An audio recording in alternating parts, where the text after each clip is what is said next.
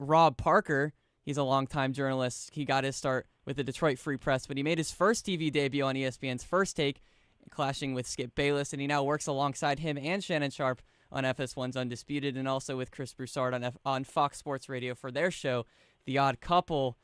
How are we feeling today, Rob Parker? Doing great, guys. How are you? Outstanding today. We're doing really good today, Rob. Happy to talk to you. Awesome. Let's do it. So the first question I have for you is, I know you started in Detroit, you moved to New York. Well, you obviously grew up in New York, moved to Detroit, came back to New York, and now I believe you're in LA. What's the differences that you've experienced in the three cities, sports-wise, culture-wise, city life-wise, and then also as a follow-up, which one's been your favorite, sports-wise, anything-wise? Growing up in New York, obviously people expect a lot. There's a lot of pressure playing in New York. A lot of people can't play or perform in New York. It's tough. I also worked in Cincinnati. I covered the Reds after I left New York. And, of course, Cincinnati is a great baseball town. I enjoyed every minute of that. The Reds are the most important thing in that city, even more than the Bengals. I know people think it's football everywhere, but Cincinnati was the first professional team in the history of the United States, so there's a long tradition there. Detroit is the best. I worked there for 20 years, and it is the best sports town in America because that's all Detroit has, the automobile industry and their teams, and the four majors, and then the two college, Michigan and Michigan State. And sports is the most important thing there, and they don't do a lot of winning except for the Red Wings for a stretch. But the passion for those teams is there because there's just not a lot of other distractions other than those six teams that people are into. So I enjoyed my stay there. And in Los Angeles, it's pretty clear to me. I've been here almost 10 years now. It's a Dodger Town 1 and Laker Town 2. Anybody who tells you anything differently is lying to you. The Dodgers sell 4 million baseball tickets every year.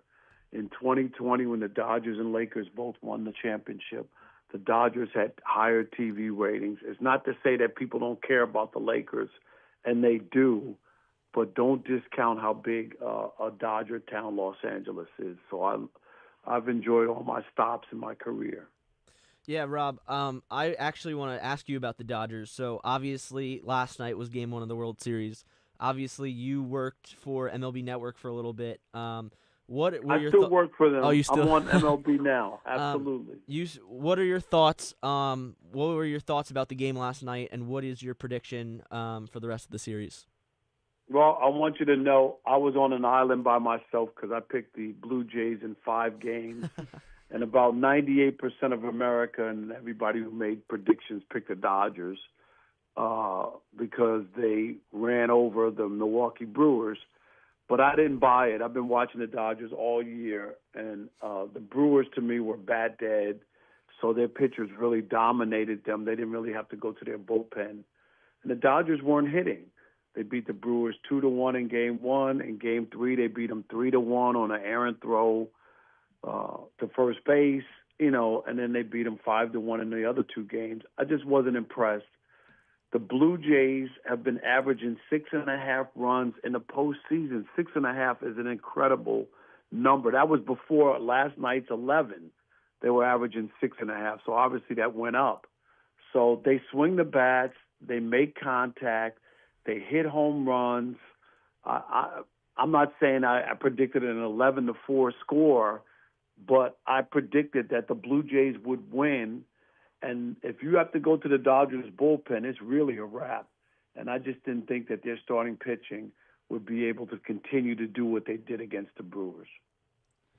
That is an amazing insight to hear from you, Rob. It's always nice especially hearing from somebody from the MLB Network give their opinion. My question was more about you, however, and first a little bit about myself. I just transferred to Fordham from a Connecticut state school, and a couple weeks ago at Southern Connecticut, your alma mater, they recently put your name up in the press box as the Rob Parker press box. How did it feel having your name cemented at Southern Connecticut forever? and how transitioning from that type of a school to a school like Columbia and then into your career from there. Great question. Where'd you go to school in Connecticut? What school? I went through the CT State community college system. Okay. I went to Norwalk Community, Housatonic Community, and Gateway Community. So I'm a Yep, little familiar okay. with Southern. Yeah, Southern Connecticut, a Division II school as far as sports-wise. It was a thrill. I can't even imagine. Like, I graduated there almost next year will be 40 years exactly. And to have the press box named after me at my alma mater was just a thrill beyond thrills. Hard to put your arms around the idea that your name is going to be on the press box forever. I had about 150 family members and friends and old classmates from college show up. It was a beautiful day. It was homecoming. It couldn't have been nicer. It was 100 times greater than I ever could have imagined. And it just reminded me of the humble beginnings and all the work that I've put in. And if people want to go, look it up and see all the stops that I've made and the ups and downs and the bumps and and all that thing when you put together a career of almost 40 years. And I worked in Wilkes-Barre, Pennsylvania. I worked at the Daily News, the Detroit Free Press, the Detroit News, Cincinnati Enquirer. I worked at ESPN, FS1. ESPN Radio, Fox Sports Radio. I could go on and on. Deadspin. I've been everywhere. Local TV in Detroit, local radio stations. And I got to tell you, after all these years, 40 years, I still love it. I still enjoy it. But I'm going to tell you, you guys, in this business, trying to get into this business, it's very competitive, and you got to work really, really hard and put in the energy. If you're just going to go lukewarm at it, you're going to be in for a rude awakening because it's so competitive, and so many people want to do this for a career. If you have a passion for it, I say go for it. It is the greatest career job you could have, and here I am almost 40 years later, and I still enjoy it as much as I did back in 1986 when I broke in. That's awesome to hear. Thank you so much for paving the way through in Connecticut for us, for people like me as well. Thank you. Appreciate that. Rob, one more quick question before you go. I know you're a big NFL guy as well. We were talking about the Jets, the Giants, and some regular NFL games. What is your prediction for the Super Bowl this year? I don't know. It's so wide open because I think I had the Packers and the Ravens. As we know, the Ravens defense, and then Lamar's been hurt. Even though they still can bounce back, they're that good. It's unbelievable where they are. I think 1-5. Lamar probably will play. I'm not going to go away from my pick. I'm not a flip flopper, so I'm going to stick with my pick. The Ravens and the Packers. As far as the Jets and Giants go, Brian Daboll should be fired. Another terrible game that he gave up. He gave up the Dallas game. This game, there's no way you should lose that game to Denver. Aaron Glenn, a disaster. I don't even understand the love for Justin Fields. He's been on 3 teams in 3 years. He's just not a starting quarterback in the NFL. And Aaron Glenn came in cutting people and all this bravado. The Jets are 0-7. It looks pretty bad and bleak in that situation. So, unfortunately, the Jets and Giants, I know they got Dart and they believe, okay, they got their quarterback, but still, I think they need to make a change at coach and general manager with the Giants. And the Jets, if things don't get markedly improved soon, I wouldn't be against moving off of Aaron Glenn as well. I know it's only been 1 year, but sometimes you got to take a look and realize, did you make a mistake? Everybody who's a coordinator can't be a head coach or isn't cut out to be a head coach. If you remember, Hackett in Denver got 1 year, and I think pretty much everybody knew after game 2 that he wasn't a head coach, and they wound up letting him go after 1 year. So you got to really evaluate Aaron Glenn and see if he has he knows what he's doing, and he can get this thing where the Jets are at least competitive. At this point, they're not competitive. So with that, with the Jets, you wouldn't start Justin Fields because I know there's discussion they haven't named a starter quite yet between Justin Fields and Tyrod Taylor. You would be for Tyrod Taylor? You don't think Justin Fields? I don't know what the Justin Fields. He holds on to the ball too long. He doesn't see the field. He's not a consistent passer. I don't know how much more you need to see unless you want to play Justin Fields because you hope to get the first overall pick. If that's the goal, then play Justin Fields. Gotcha. And then if you do have time, I have one more question for you. Sure. I know that you've had some controversial takes over the years, and you had one about Shohei Ohtani in his Game 4 performance where he had 3 home runs and 10 strikeouts as well, and you said that he really didn't do anything special. 2 parts to this one. Where do you think that ranks all-time performances, or do you maybe not rank that anywhere? Maybe it's just a game that happened.